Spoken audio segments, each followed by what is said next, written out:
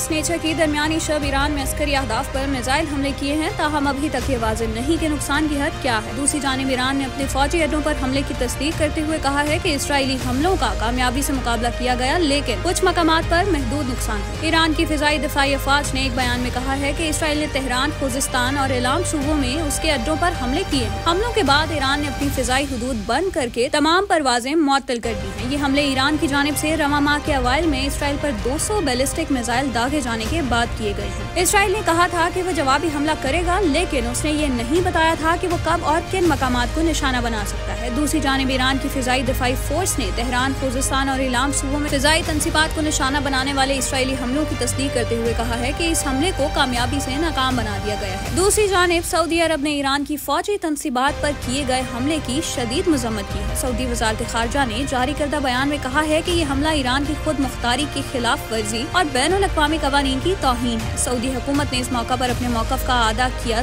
कि खित्ते में कशीदगी को कम करने और इस्तेहकाम को फरोग देने के लिए तमाम फरीकैन को इक़दाम करने चाहिए। बयान में कहा गया है कि सऊदी अरब तमाम फरीकैन से सब्र, तहम्मुल और ज़ब्ते नफ्स का मुज़ाहिरा करने की अपील करता है ताकि तनाज़ात को मज़ीद बढ़ने से रोका जा सके। सऊदी अरब ने खबरदार किया है कि खित्ते में अस्करी कशीदगी की संगीन नताइज बरामद हो सकते हैं। इसराइली फौज के तर्जुमान रियर एडमिरल डैनियल हगारी की जानिब से जारी बयान में कहा गया है कि ईरान पर इसराइली हमले के जवाब में अगर ईरान की जानिब से मजीद कोई कार्रवाई की गई तो उसे भारी कीमत चुकाना होगी। इसराइली डिफेंस फोर्सेज यानी IDF की तर्जुमान का कहना था कि वो वाज़े तौर पर ईरानी क़यादत को ये पैगाम देना चाहते हैं कि अगर ईरानी हुकूमत ने इसराइल के खिलाफ कशीदगी के नए दौर में दाखिल होने की गलती की तो फिर उनकी अफवाज ज्यादा मौसर जवाब देने की हमा वक्त पोजीशन में रहेंगी। इस सूरत हाल में दोनों मुल्क अपनी अपनी जगह पर बज़ाहिर ये बताने की कोशिश कर रहे हैं कि वो मजबूत हैं, तो ये सवाल है कि आखिर इनमें से अस्करी एतबार से ज्यादा ताकतवर कौन है। अगर ईरान और इसराइल के अस्करी कुव्वत का जायजा लें तो ईरान और इसराइल के दरमियान तकरीबन 2152 किलोमीटर का जमीनी फासला है और ईरान ने वहां तक अपने मिसाइल पहुंचा कर ये तो साबित कर दिया है कि जिस मिसाइल प्रोग्राम पर वो काफी अरसे से काम कर रहा है उसमें काफी तरक्की हुई है। ईरान के मिसाइल प्रोग्राम को मशरिक वसती में सबसे बड़ा और मतमूल समझा जाता है। सन 2022 में अमरीकी सेंट्रल कमांड के जनरल केनेथ मैकेंजी ने कहा था कि ईरान के पास 3000 से ज्यादा बैलिस्टिक मिसाइल हैं। दूसरी जानिब इस बात की कोई हतमी तस्दीक नहीं कि इसराइल के पास कितने मिसाइल हैं, लेकिन ये बात वाज़ेह है कि मशरिक वसती में अगर किसी मुल्क के पास जदीद तरीन मिसाइलों का जखीरा है तो वो इसराइल है। मिसाइलों का ये जखीरा उसने गुज़िश्ता 6 दहाइयों में अमरीका समेत दीगर दोस्त ममालिक के साथ अपने इश्तराक या अपने तौर पर मुल्क ही में तैयार किए हैं। CSIS मिसाइल डिफेंस प्रोजेक्ट की एक रिपोर्ट के मुताबिक इसराइल कई मुल्कों को मिसाइल बरामद भी करता है। इसराइल के मशहूर मिसाइलों में दलाला, जिब्रील, हार्पून, जेरिको 1, जेरिको 2, जेरिको 3, लौरा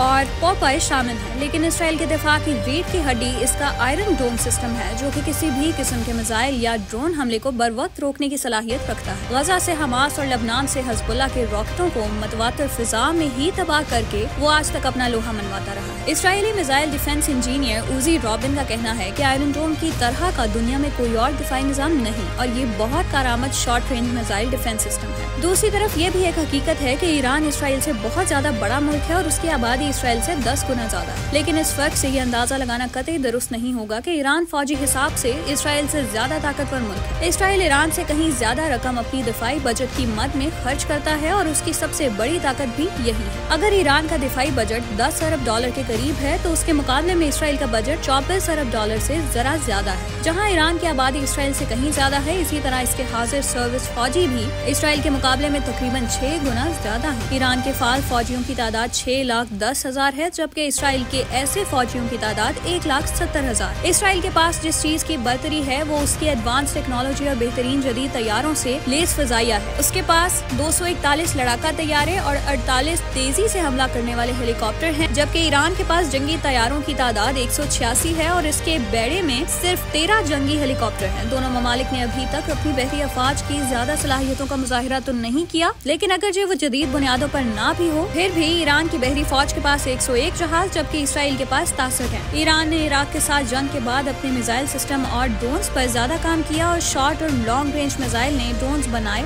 जो मुबैना तौर पर उसने मशरिक वसती में अपने हरीफों को भी मुहैया किए हैं। हूसी बागियों की तरफ से सऊदी अरब पर दागे मिसाइलों के तजर्बे से भी ये मालूम हुआ था कि वो ईरानी साख्त के थे। ईरान के मिसाइलों में शहाब 1 मिसाइल है जिसकी रेंज 300 किलोमीटर है, जबकि इसी का दूसरा वर्जन शहाब 2 500 किलोमीटर तक मार कर सकता है। शहाब सीरीज का तीसरा मिसाइल शहाब 3 2000 किलोमीटर तक मार करने की सलाहियत रखता है। इसके अलावा ईरानी मिसाइलों में 700 किलोमीटर तक मार करने वाला जुल्फिकार, 750 किलोमीटर तक मार करने वाला कायम-1 भी शामिल है। ईरान के मिसाइलों में एक अहम इजाफा फतेह 110 हाइपरसोनिक मिसाइल हैं, जो 300 से 500 किलोमीटर तक हदफ को निशाना बनाने की सलाहियत रखते हैं। अगरचे ईरान ने सैकड़ों मिसाइल इसराइल पर दागे हैं, लेकिन दूसरे के मुल्क में जाकर गुरेला ऑपरेशन करने का ज्यादा तजर्बा इसराइल का है और वो हमेशा से इसमें कामयाब हुआ है। लेकिन जब बात होती है दोनों ममालिक के दरमियान मुमकिन जंग की, तो ईरान के रकबे और फौज में ज्यादा तादाद को देखते हुए ये साफ नजर आता है कि इसराइल ऐसा नहीं करेगा। उसकी बरतरी फिजाई ताकत, मिसाइल और ड्रोन्स हैं, और अगर उसने रद्द अमल जाहिर किया तो मुमकिन तौर पर उन्हीं के जरिए ही करेगा। वैसे माजी में ईरान के हाई प्रोफाइल फौजी और सिविलियन शख्सियात भी इसी तरह के हमलों में हलाक कर दी गई हैं, और अगर इसराइल ने अक्सर औकात में इसकी बाकायदा एतराफ नहीं किया, लेकिन इससे इनकार भी नहीं किया। इस जंग का एक और पहलू साइबर अटैक भी हो सकता है, और इस जगह इसराइल काफी वल्नरेबल भी लगता है। वजह साफ है कि ईरान का दिफाई निजाम इसराइल के दिफाई निजाम जितना एडवांस नहीं है, इसलिए इसराइल के निजाम पर साइबर हमला ज्यादा असर